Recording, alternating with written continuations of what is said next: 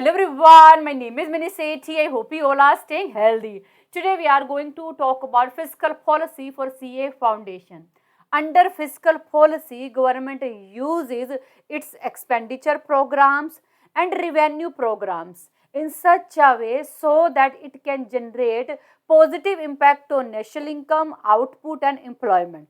Under fiscal policy, government uses its expenditure programs and revenue programs in such a way so that it can generate positive impact on national income, output and employment. As we know, government do so much expenditure for welfare of society. For example, expenditure on roads, hospital, education. At the same time, government receive income through taxes. It will be called revenue of government. Under fiscal policy, government uses its expenditure programs and revenue programs in such a way so that it can generate positive impact on national income, output and employment. Now we are going to talk about objectives of fiscal policy. Full employment. Through fiscal policy, government increase its expenditure.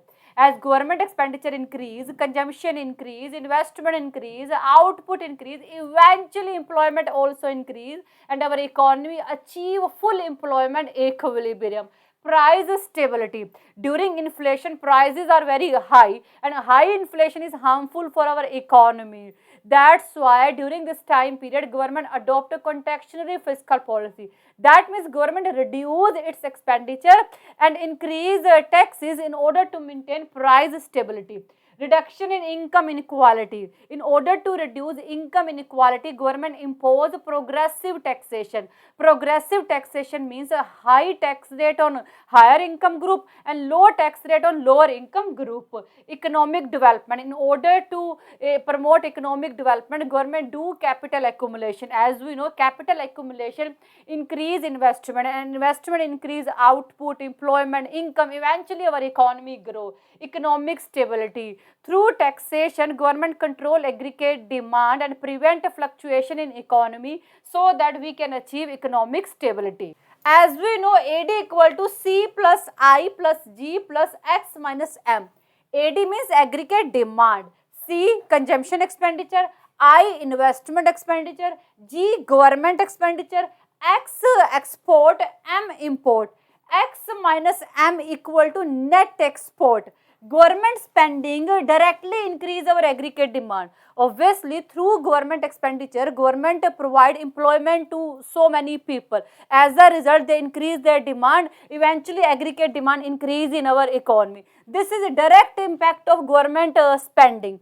Government also generate indirect impact because government spending increase private investment. Obviously, government spending motivate private investor.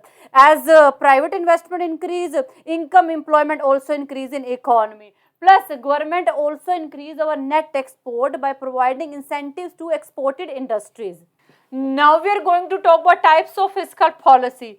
First is expansionary fiscal policy. Expansionary fiscal policy means government increase its expenditure and reduce taxes.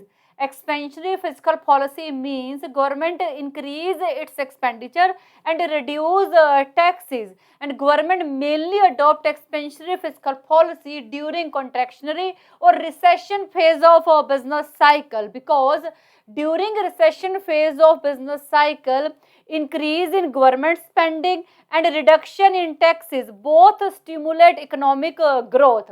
For example, during COVID-19, Indian government implemented expansionary fiscal policy in order to uplift, slow down economic growth. Next is a contractionary fiscal policy. Contractionary fiscal policy means government reduce its expenditure and increase taxes. Contractionary fiscal policy means government reduce its expenditure and increase taxes in order to slow down overheating economy, because overheating economy lead to inflation and high inflation is harmful for our economy. That's why in order to slow down overheating economy, government adopt contractionary fiscal policy. That means government reduce its expenditure and increase taxes. For example, Indian government adopted a contractionary fiscal policy during 1991 in order to stabilize the economy. Now we are going to talk about instruments of fiscal policy. First instrument is taxation. During inflation, prices are very high, and high inflation is harmful for our economy, as we know. That's why in order to control prices, government increase taxes during inflation. As taxes increase, spending fall. As spending fall, prices also fall. This process will remain continuous until price becomes stable. On the other hand, during deflation, prices are very low because market demand is very low, market is very down. That's why during the time of deflation, government reduce taxes. As taxes reduce, spending increase, prices also increase. This process remain continuous until price becomes stable. So this instrument government use in order to control prices. Next instrument of fiscal policy is government expenditure. As we know, through its expenditure, government generate income in economy. As income increase, aggregate demand increase, output increase, employment increase, eventually our economy grow. But government change its expenditure according to situation of economy. For example, during a boom, prices are already very high. There is more money in economy. That's why during the time of a boom, government reduce its expenditure. On the other hand, during depression, market demand is very low, prices are very low because market is very down. That's why during depression, government increase its expenditure. So, according to market situation, government change its expenditure. Next most important instrument of fiscal policy is public debts. Sometime government expenditure exceed than its income. During that time period, in order to meet their expenditure, government borrow money from public banks or international financial institution. And money borrowed by government will be called public debts. During depression, public debts are very important because during depression, market is very low. That's why private sector don't want to invest. Obviously, private sector operate for profit motive. That's why during depression, private sector don't want to invest, but market need investment. That's why during depression, government debts are very important because government use this money for social welfare program on infrastructure or do some investment. As a result, demand increase, national income increase, employment increase. Eventually, we overcome from depression.